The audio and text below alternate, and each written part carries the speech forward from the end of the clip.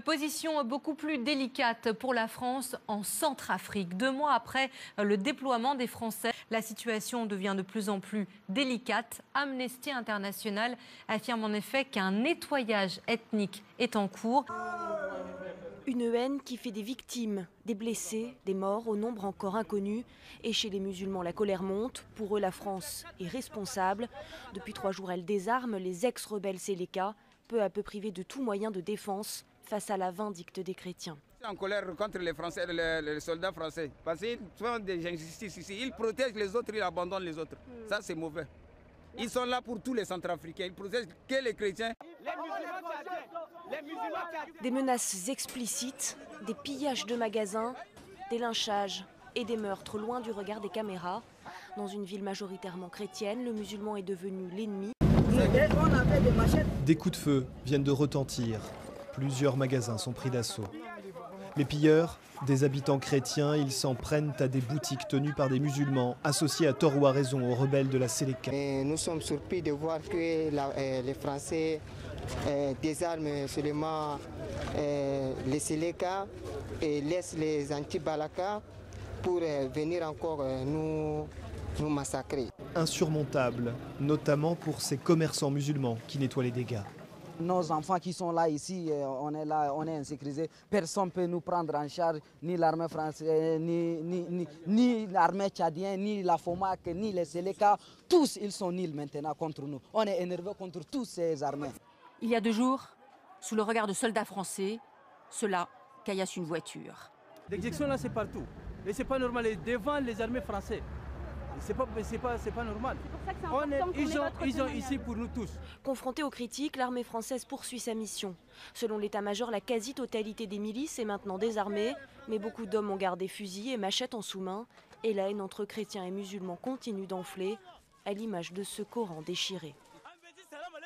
Ils ont quitté le quartier musulman où ils vivent pour venir en plein centre-ville protester contre l'intervention française.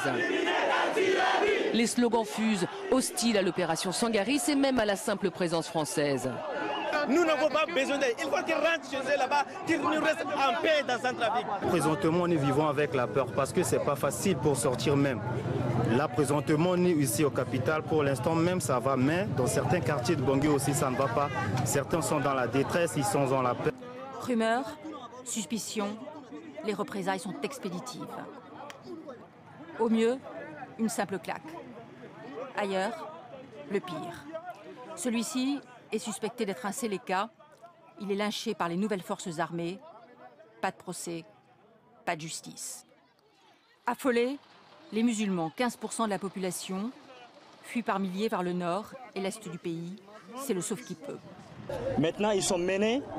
Il y a 2 personnes qui sont mortes encore, à côté de 15 personnes, à côté de combattants. Nous, on ne peut pas attaquer. Comme la nouvelle armée centrafricaine se déchaîne sur un civil qu'il soupçonne d'être un membre de l'ex-rébellion Séléka. Lynché, il est laissé pour mort, mais les militaires, rejoints par une foule en furie, s'acharnent sur son cadavre à coups de couteau et coups de botte sous les yeux de la force africaine. Traîné dans les rues, il sera démembré puis brûlé avant qu'enfin la foule se disperse. Nous avons 2000 personnes, les enfants, mais vous avez des vieillards, vous avez des personnes vulnérables qui sont maintenant ici et qui dorment à même le sol. Il n'y a rien, pas de bâche, pas de tente. Un langage clair qui détonne avec celui des hommes politiques discrédités du pays. Et quand on lui parle de la rupture avec les musulmans, il répond « Venez voir, l'imam habite chez moi ». L'imam, menacé par des extrémistes et protégé par les chrétiens. L'imam, c'est mon frère. La haine, les représailles, la violence ne pourront jamais construire ce pays. C'est par le pardon, la réconciliation, la solidarité, l'entente, l'estime de l'autre. C'est par là que nous pourrons construire ce pays. Calmez-vous, calmez-vous. Nous sommes tous des frères, les musulmans, les chrétiens. On n'est pas là pour piller. L'islam n'est pas fait pour ça. Ne suivez pas ceux qui poussent à faire le mal. Marchez sur la voie de Dieu, pas celle du diable. Pardon mes enfants, ne rendez pas le mal pour le mal. Pour les 2 hommes, la solution ne viendra pas de la France. Alors ils animent la plateforme des leaders religieux Elle définit actuellement un programme pour les futures élections. C'est cette image que nous voulons voir. Chrétiens et musulmans, la main dans la main pour dénoncer la manipulation du religieux par le politique. Et la manipulation du religieux par le politique.